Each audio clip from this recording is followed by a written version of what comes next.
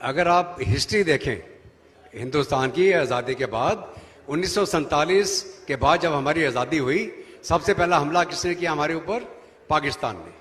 पाकिस्तान ने हमला किया। और J&K के अंदर जो आप लोगों ने जो हिस्ट्री को जानते हैं, मेरे अपने फादर J&K स्टेट फोर्सेस में थे।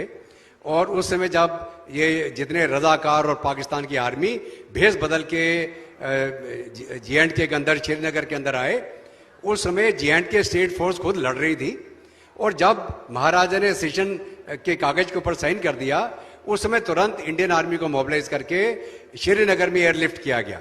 और पाकिस्तान के जितने लोग अंदर घुसाए थे हमारे, श्रीनगर एयरफील्ड तक पहुंच चुके थे, वो उनको धक्का मारते मारते मारते मारते पीछे ले जा रहे थे हम लोग। कोटली में मेरे फादर थे, अगर आप लोगों ने मीरपुर कोटली का नाम सुना हो, 3 महीने तक वो एक कंपनी के साथ लड़ते रहे पाकिस्तानियों के साथ, उनको अंदर नहीं आने दिया। फिर हमारा पैरा ब्रिगेड नौशहरा के माध्यम से जाके लिंकअप हुआ मीरपुर कोटली में। और कोटली में पहुंचने के बाद हुक्म आया कि साहब कोटली को खाली कर दीजिए। आप कोटली को खाली क्यों किया गया, ये मेरी चर्चा चल रही थी हमारे मित्र के साथ।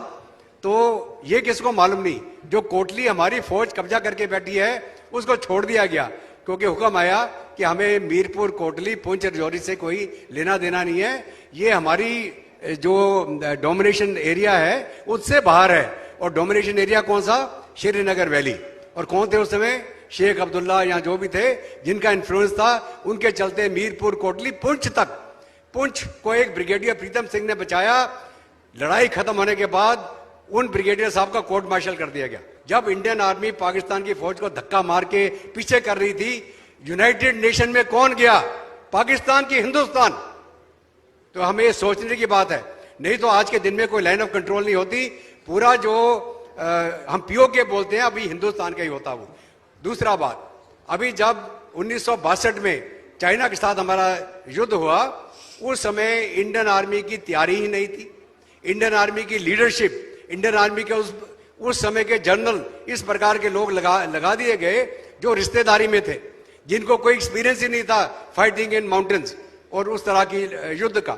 उस समय हमारा जो इक्विपमेंट, हमारा कपड़ा लत्ता, जैकेट्स, वार्म क्लोथिंग थे ही नहीं।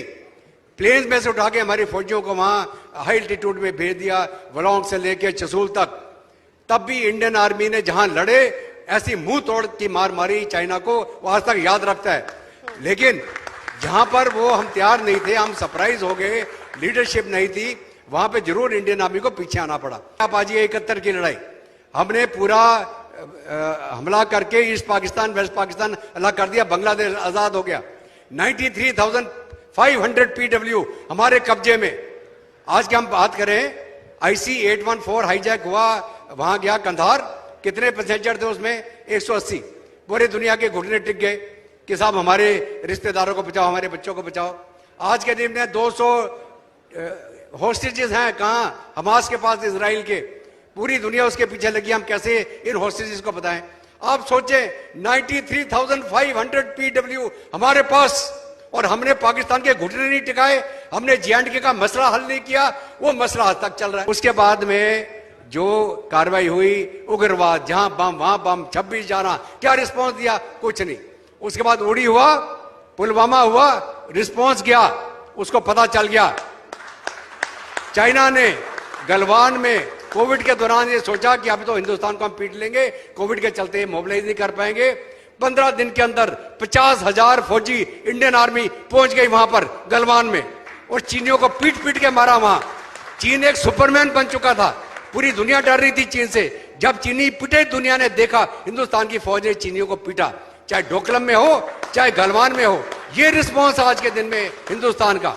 और मैं चैलेंज करके बोलता हूं, चाहे पाकिस्तान हो चाहे चीन हो, कोई भी देश आज के दिन में हिम्मत करके देखे, ऐसी मुंह की खाएगा वो।